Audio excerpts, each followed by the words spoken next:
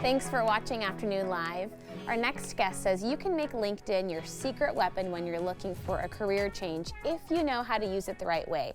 Here to share more, we welcome back the host of the Cubicle to CEO podcast, Ellen Yin.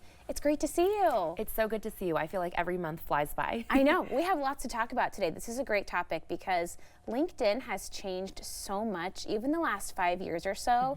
It's much more of a social media tool, so if you haven't been on it actively for a while, it probably looks a lot different to you as a user.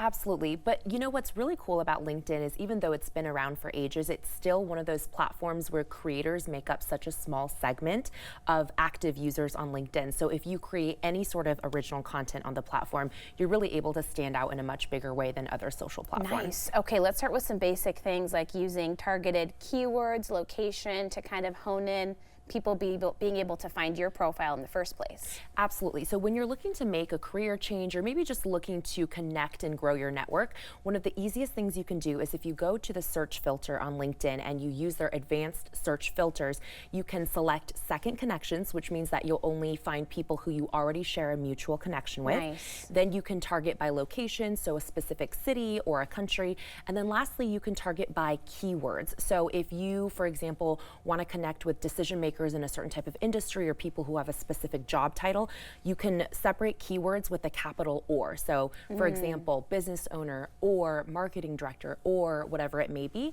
and you'll populate all of the options in your area that you share a mutual connection with. That technology is so helpful. So cool. Oh my gosh, it can weed out so many things. And this is really interesting. I've heard people say this recently, commenting on other people's posts and just kind of being active in the community. Does that kind of keep your name rising to the top for people who are logging in and searching for job applicants? Absolutely. So especially if you're looking to get connected within a certain organization or again, a new industry, if you are not creating your own original posts, and even if you do, typically that's seen by your own network, the easiest way is to borrow other people's audiences. So get on other people's posts, be an active commenter, engage with their content.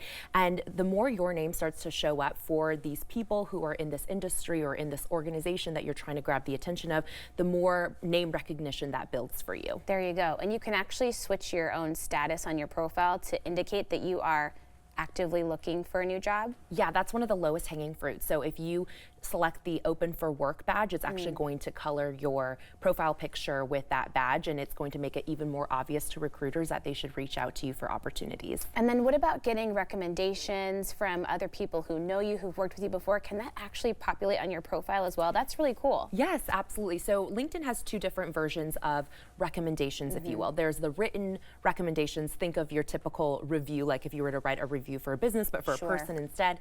Or there's also endorsements. That's also a low-hanging fruit. If someone doesn't have time to write you a full written statement, they can instead just select certain skills that they believe you are strong in, and you can see, oh, like 50 people endorsed so-and-so for design. That's really cool. And it's kind of hard to brag about ourselves a lot of the time. I was going to say some of the time, a lot of the time, I feel.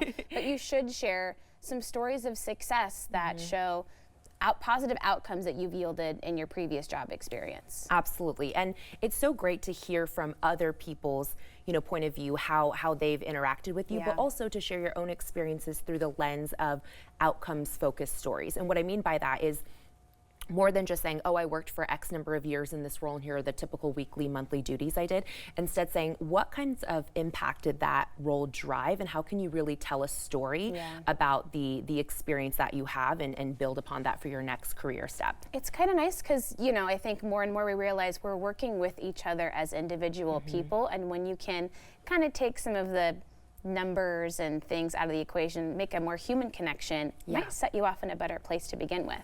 For sure, and stories are just easier for people to remember. So yes, infuse the data, infuse the metrics into your stories, but stories are just easier for you to be kept top of mind for new opportunities. That makes a lot of sense. Hey, last time we saw you, you were gearing up for the big Mrs. America pageant in Vegas. Your Instagram looks like you had the best time. How was it? It was such an incredible experience, truly once in a lifetime memories, and I'm so honored to have represented Oregon on the national stage. It looked just dazzling all around, including all the sparkly outfits. But I know you had such a great time. You met some wonderful people. Yes, absolutely. Thank you so much for stopping by. Thank you. It was great to see you. You always bring us such great stuff to think about. We'll have more information on our website at katu.com. We'll be right back with more Afternoon Live right after this.